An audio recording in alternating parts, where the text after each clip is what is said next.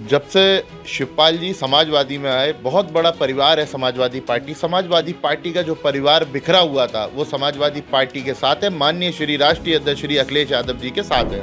हिंदू मुस्लिम से कोई कार्य तो करेगा नहीं, ये तो सिर्फ लड़वाने का काम करती है भारतीय जनता पार्टी। नमस्कार, स्वागत है आपके एबीपी लाइव में। 2024 के लोकसभा चुनावों से पहले सियासत अपना रंग हर रोज बदलती नजर आ रही है।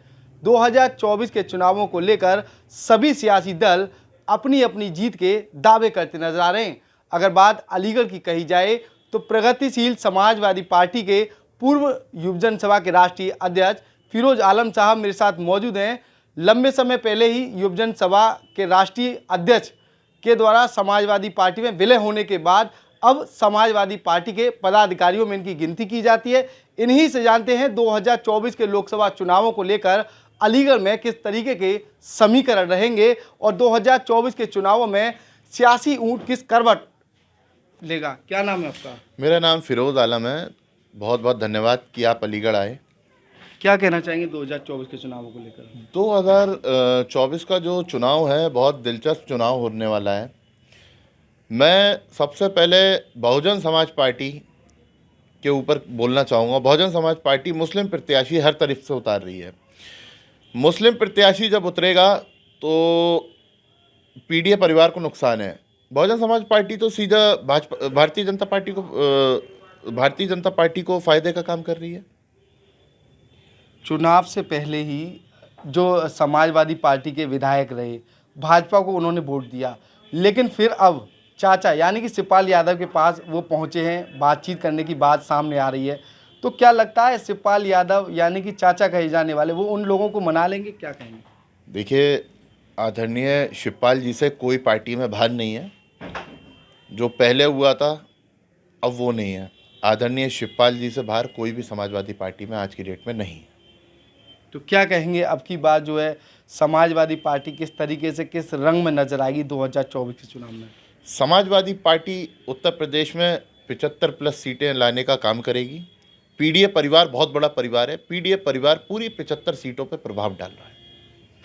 क्या लग रहा है आपको समाजवादी पार्टी में जब से चाचा आए हैं तो समाजवादी पार्टी की रंग और रूबत दोनों बदले हैं नहीं?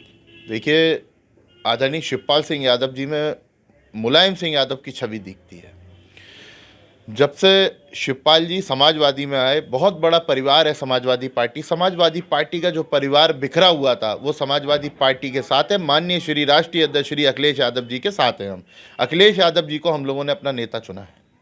अलीगढ़ की अगर बात कही जाए तो पिछले सांसदों ने किस तरीके के विकास कार्य किए, जो अगर उन्हें अब मौका मिलता है तो क्या वो जीत सकते हैं?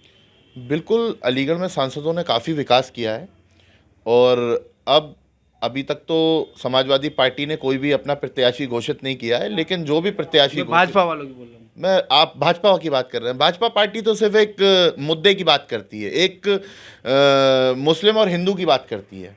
मुस्लिम हिंदू से कार्य कहाँ किए हैं? हिंदू मुस्लिम से कोई कार्य तो करेगा नहीं, ये तो सिर्फ लड़वाने का काम करती है भारतीय जनता पार्टी। तो अलीगढ़ के सांसद ने कोई विकास कार्य किए या नहीं? अलीगढ़ के सांसद जी ने विकास कार्य कहाँ किए? मुझे तो नहीं लगता कोई विकास कार्य किया है सांसद जी ने। बताइए। अलीगढ़ स्मार्ट सिटी बन गया है, तमाम सारे विश्वविद्यालय मिल गए हैं ऐसा बताया जाता है, कॉरिडोर वगैरह भी मिल गया है। तो ये सांसद जी के काम कहाँ हैं? ये तो महापौर के काम थे। स्मार्ट सिटी तो मुख्यमंत्री का वो था प्रोजेक्ट, और ये पहले का प्रोजेक्ट था जो आदरणीय योगी आदित्यनाथ जी ने इसको प्रस्ताव किया था।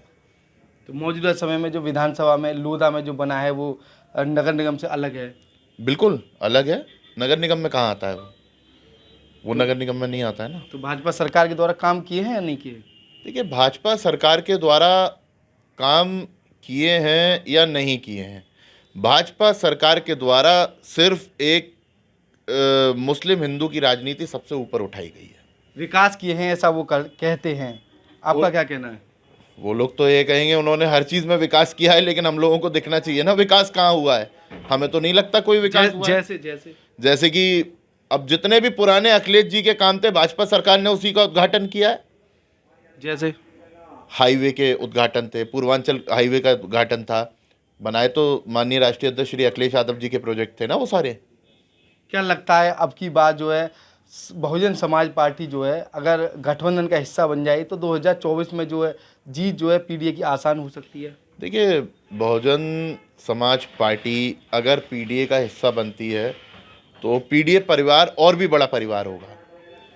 हम लोग कोशिश कर रहे हैं कि जो भारतीय जनता पार्टी को हटा सकता है वो हमारे साथ आए।